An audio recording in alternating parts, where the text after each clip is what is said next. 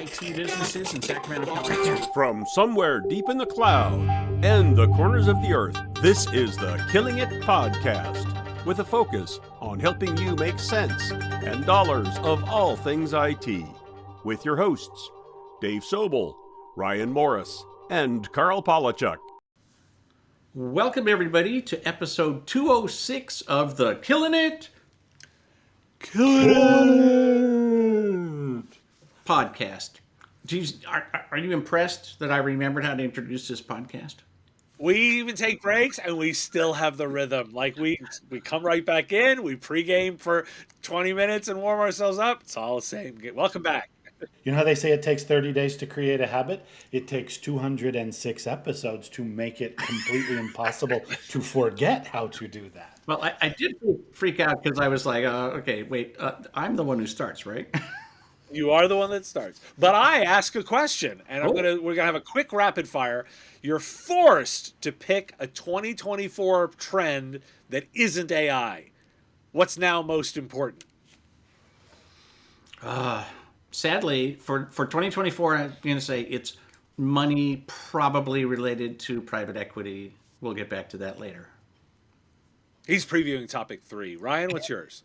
So I will go with a business operations topic, collaboration within vendor ecosystems, because everybody is talking about it. And by the way, nobody actually does it. So don't believe them with the marketing slicks, but we'll hit that. Oh, I'm going to tease then. I've got a future of distribution video dropping on my feeds before year end. So mine then is going to actually be, I think it's still going to be labor. I think the actual issue is going to be training and the availability of labor in the IT space, because I don't see that getting any better. I actually seeing it get worse. Without using the 2-letter acronym that I just banned, I think that's a contributing factor. So it's that. But there you go. Let's before we dive in, this episode brought to you by a class I'm teaching starting in January. Navigating Emerging Technologies for MSPs. We're going to put the link in the show notes to sign up. It's a 5-week class. Going to walk through the methodology that I use for analyzing technologies and how you can apply that in your business to find trends and be effective in your service provider business.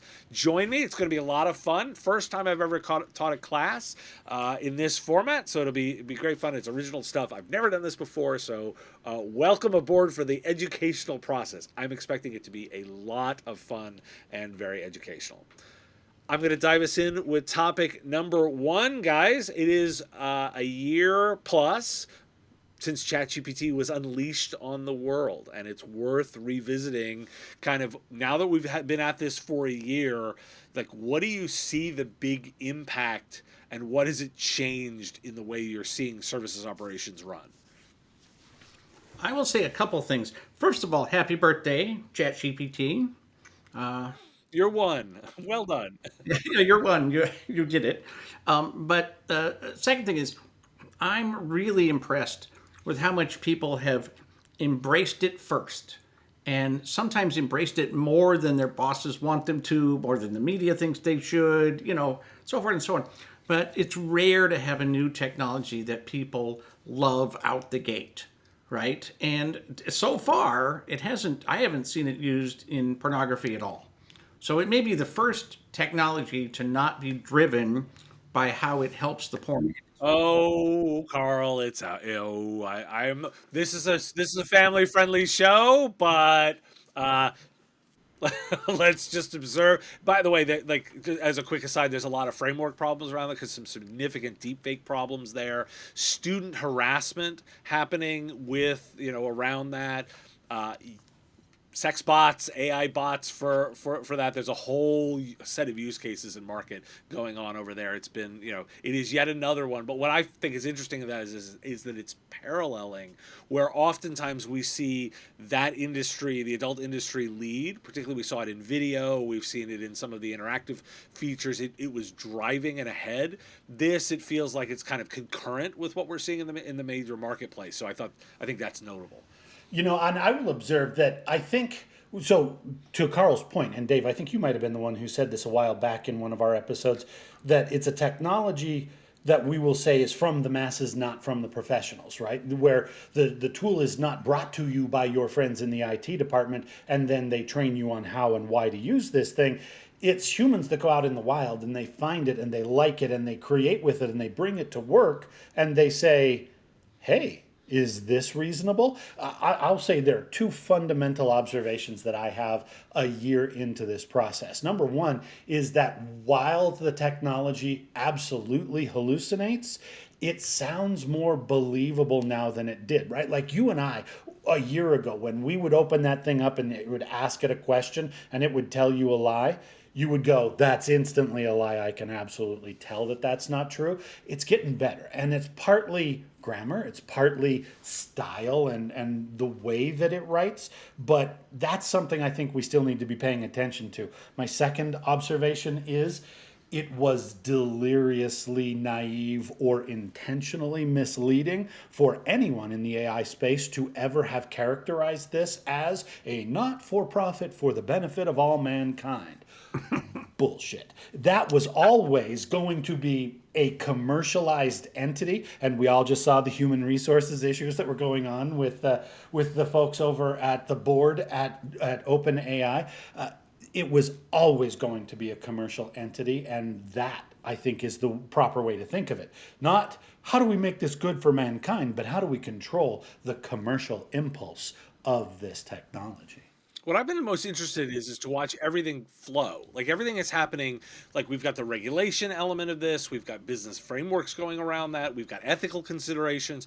Like it almost feels like a technology that without coordination is getting rolled out very systematically and more thoughtfully than I might expect. By the way, there's extremes on both sides, right? Like there's those that, go at any pace. There's those that don't do anything because it's bad. But you see the mainstream of the conversation, and it's very bounded, generally pretty responsible. Like it's pretty intelligent. We've got legal frameworks on both sides of the pond that are coming together, at whatever speed you'd expect from those governments. But the answer isn't zero. You've got companies rolling out their own frameworks, the way they're looking at it. I actually have to say, like for 1 year of a technology, there's been a lot of ground covered that makes a lot of sense. Yet there's still a lot of upside. Like there's still so much work that can be done in this space. Why I'm continue to be intrigued by it. Well, and we on this show talked about ethics and AI for a year before ChatGPT was real. So, it is one of the few technologies where that conversation was pretty mature by the time that there was a release date. And to just spurred by what Ryan was saying, I've been impressed with how many people have become creative because of this. There's always this fear. Like the one thing people say, oh, it's going to eliminate jobs. No, it's going to eliminate jobs for people who don't use it, but it'll create jobs for those who do use it. And I've seen on YouTube and TikTok and so many places where people have their creativity has exploded because just like humans don't create anything we combine, right? It is a combinatorial thing that creates one thing, gets attached to a second thing, and now you've got a new device. That's where creativity happens in the human brain. We shouldn't expect the computer to do that any more slowly or and do a worse job than we do. And so it allows people to say, hey, what about this? What about this? What about this? And out comes not one example, 32. And you pick the one you like, and then you create 32 more out of that. And it's shockingly fast. And Karl, I will completely echo that because it's creative in what we typically think of as creative, right? The arts, the entertainment, whether it's writing or music or images. But I've also seen people use it in what I think are bona fide creative ways in business scenarios, right? We spend a lot of time in our consulting practice challenging people's plans and thinking. Like, are you sure that's the right way to go? Are you sure that that's how they're going to respond? What if they respond differently? you can use this technology now to do scenario testing in ways that are much more, as you said, Dave, patient, much more willing to go with my 11, 12, 13 iterations of that scenario and not get angry and stomp out of the room. It'll go with you, but boy, you can consider practical business questions. And we've actually used it in workshops with sales teams and with business owners. And to great effect, creativity, it's not just this is the way we do it around here, everybody get in line. It's, I don't know, let's test it and see what the options are. That's very exciting. And I don't mind saying, like, when I think about because everybody talks about the hallucinations, my quick comeback all the time is, yeah, because humans are perfect all the time. Like, I think this is important to remind everybody is that we're not necessarily comparing to perfect. It's about where the risk tolerance is and putting it in the right places. Do I want an AI making decisions about, nuclear weapons? No, not really, right? But I also don't necessarily always want humans doing that either.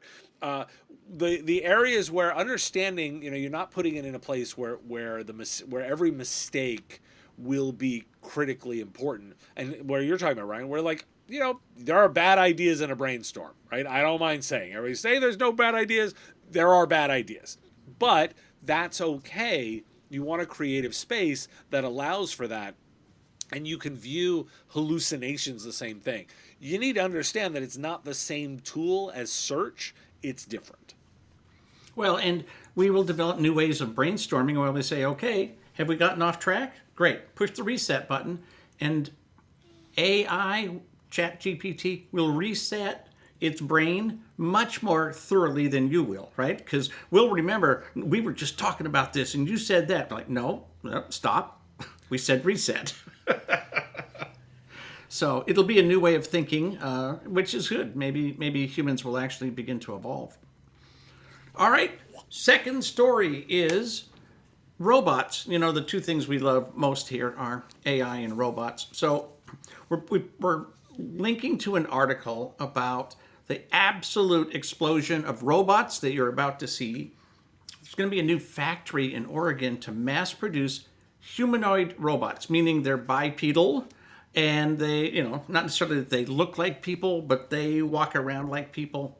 And it's not just that one company. Other companies are doing the same thing.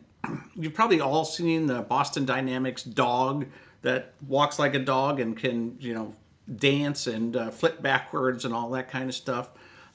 Aside from dancing, these robots are going to be literally next generation interacting with human beings. And if you have any clients who are in manufacturing and in some cases customer service, this may be something that you're going to have to work with in your organization. So it's really, I think it's quite interesting. There's so many uses for this. I'm not sure why we want them to walk and talk like humans, except that maybe it'll make us feel safer. But I think it'll be a cool new technology when I see a robot walking across my front yard and stepping on my flowers instead of a human delivering the mail. I'm not visiting Westworld. I don't know about you. I mean, it's look. So it's an interesting point about, like, do they need to look like humans? Because, by the way, like, we've got an iRobot Roomba in the house, and there's one that does not need to look like a human pushing a vacuum. I am completely fine with it looking like a disc that the cat can zips ride around the house. Ours don't. I've tried. But like, there's an element of, like, yes, if that form factor is useful, but what I'll go to the larger point and say, like, I think we are going to start seeing more and more robots, and by the way, powered by some AI, because we can now do a lot of autonomous decisions and can have it do a lot of that quote unquote thinking on its own, so that it can make basic decisions within parameters and be able to do things. This is an accelerated version of the production line of automation that we've seen in a lot of different spaces. We should embrace it. We should do the two parts, is understand the implications and the second order effects that go on around it. And by the way, everybody, cool consulting opportunity is understanding the impacts of that in your customers and customers' businesses. And the second area is we need to be careful about understanding how to invest in education and training for workers as society to create those. And I will also observe for employers, you're going to necessarily think about the skills you need. You're probably going to need to invest yourself in building some of those skills into your own teams. See, and Dave, you go to kind of where I think the crossroads is in this discussion. Do we think of this as humans who are comfortable interacting with a machine, or do we think of this as engineers who are confident that the machine can perform the intended function, right? You guys aren't surprised that I'm going to use a movie reference here to draw the distinction. We had an iRobot movie before it was a vacuum, right? Will Smith, etc. Humanoid robots looked like us, were stronger than us, faster than us, etc. And we got into the discussion of, are we okay with that? But we also had a movie called Wall-E, where none of those machines looked like a human. They looked like the function for which they were designed. If you were a sweeping robot, if you were a washing robot, a cooking robot, you were designed to do that. As a human who has lifted many things, and then developed a bad back as a result of that, and now is very, very concerned about proper lifting mechanics, is a bipedal robot shaped and formed like us the right tool to use to lift a heavy item in a warehouse or manufacturing operation? Or is there a mechanically superior way to design and deploy a machine? Might not have a million cross functions, but it would have perfected the one function that it's trying to do. I kind of think that the future is more functional in robots than it is comfortable, more the humanoid interactivity. I understand why people go there, and I understand where people are starting to think of the applications for that. I fear that one will cause so much icky factor reaction where people are like, nah, that was sort of a human, but not. As opposed to, I saw the robot going around the floor and it was sweeping up and I stepped over it. It was fine. I didn't interact with it. It didn't interact with me, but I knew exactly what it was intended to accomplish. I can think of 10,000 applications on the functional side where I look at my bad back and I go, are we building robots with better backs than we have? Because if not, I don't want to use them to lift heavy things because I could forecast what the outcome of that is going to be. I mean, Ryan, that's the power loader from Aliens. If we want to go from actual bad back, and kudos to Ryan for not doing a Thank Minority God Report. we didn't mention Minority Report in the entire show.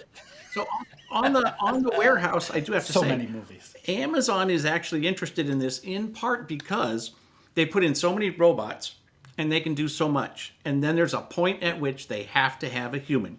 Just because of the ability to do certain things requires, two fingers here and 5 fingers there and a wrist and an elbow. And, this may actually fill that gap for them. But I think when you think about the robots, whether it's the vacuum cleaner or if you've traveled to an airport in Asia, right? The little things that sweep the floor and pick up the dirt and so forth, they are designed to look like a non-human thing that does one function. But if you want customer service, if you want somebody to stand behind a desk and interact with human beings, I think the less it looks like a computer with a screen that doesn't care about you, the better. And the next generation are going to have skin. And that's where the creepy factor comes in. You have to decide whether, are you comfortable when your robot has skin? But this is literally all going to come to fruition in our lifetimes and probably before the turn of the next decade. Well, and as you say, Karl, the manufacturing is not theoretical here. We are tooling factories for the purpose of turning out 10,000 of these things in Oregon in the very near future, and they're not nearly the only company playing in the space. This is not a concept question. This is, okay, it's coming. A, how do you feel about it? B, what are you going to use it for? And then how do we make sure that we actually get the intended effect and not the unintended consequences? And from the movie iRobot, I will remind everybody there are 3 laws. There are 3 laws of robotics, and we have to abide by those things. But we can get into that in much more depth in another conversation.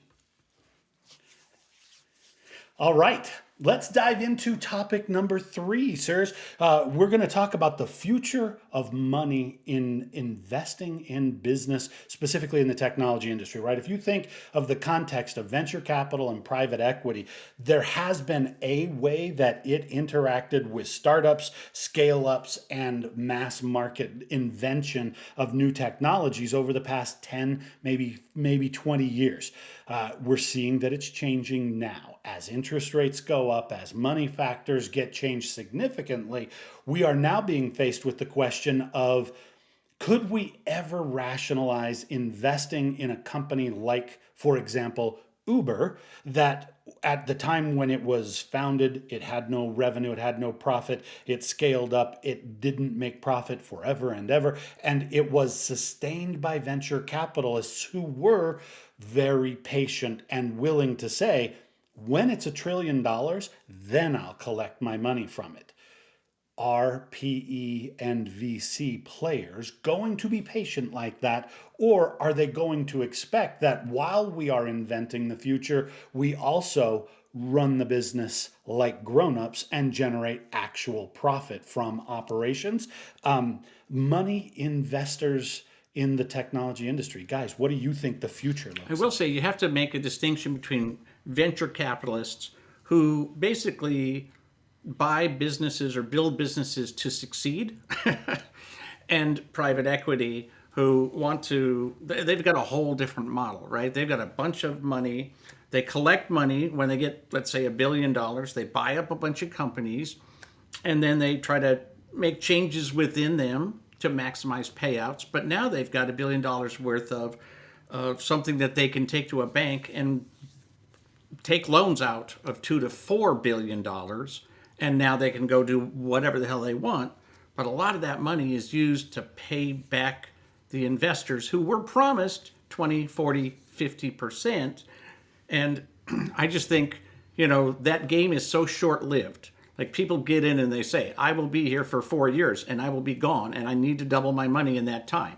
Like, if I can't make that happen, I'll take my money somewhere else. And my problem is with that model, they don't actually care about the service. They don't care about the companies they buy or sell. They don't care about the end users. They don't care about the channel members. They literally, all they care about is the payout. And when they leave our industry, which I think they will leave a smoldering mess behind, and they will not care about it. And you will not be, as an IT service provider, you will not be in any financial danger per se. But imagine if 1/3 of your vendors simply ceased to exist or were forced to merge with each other or no longer had the relationship that you have enjoyed.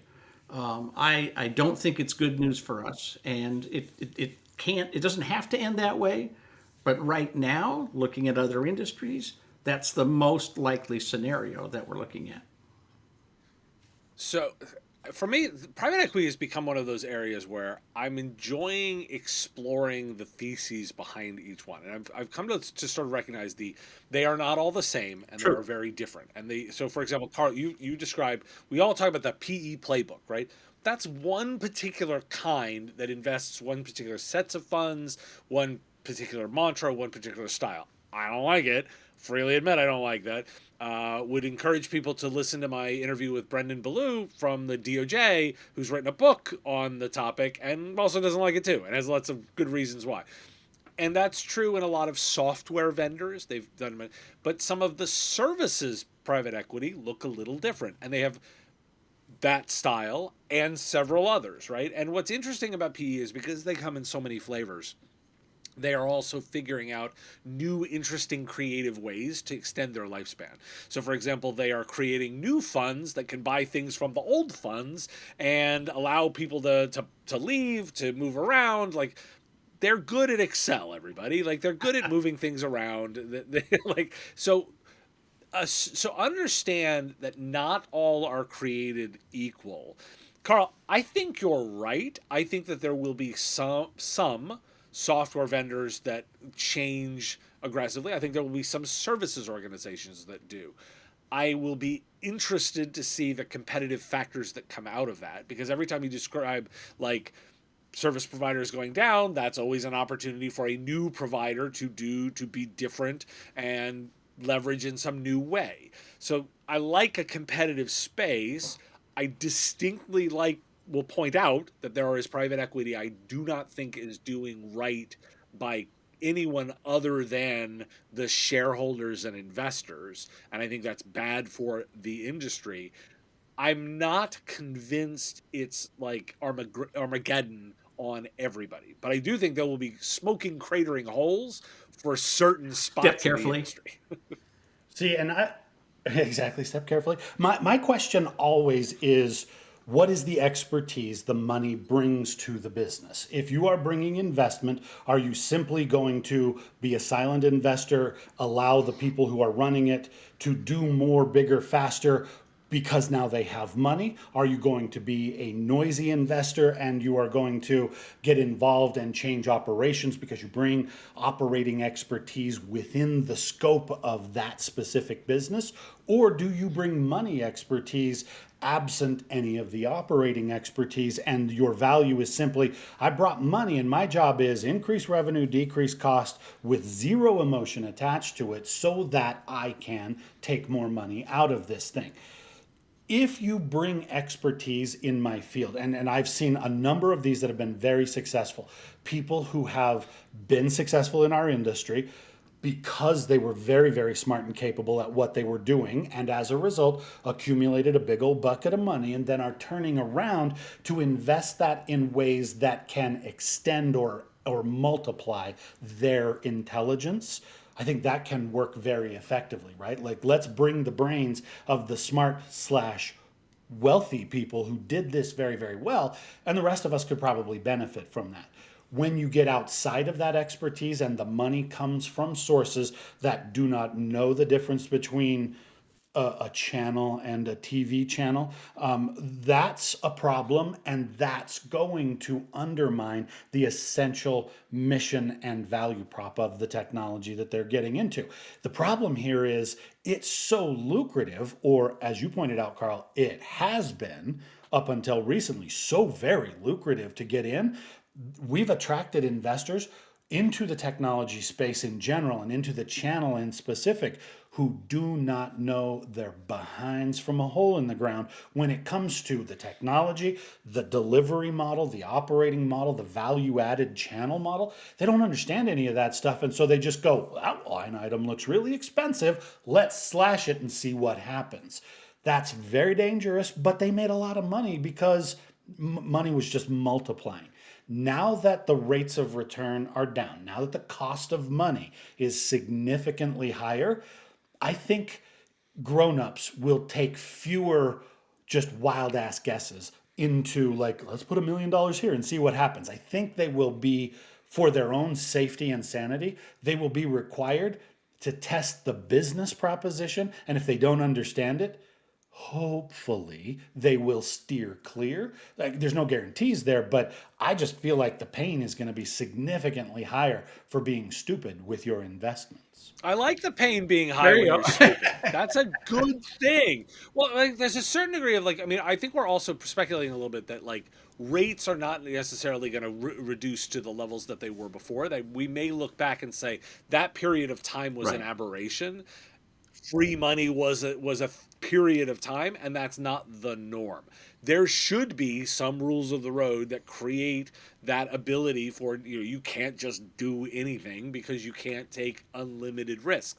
That is actually kind of healthy for a lot of markets. So I think we may be moving to that as we move into 2020. I think it would be great if there's a way to look at the leadership. I want people with passion about something. I don't care if it's building rockets to Mars or whatever it is. I would love to have people with passion who, and I do like the term, run something like adults. When you look at the economy of the last 10 years and the 10 years before that and the 10 years before that, there were companies that came and went.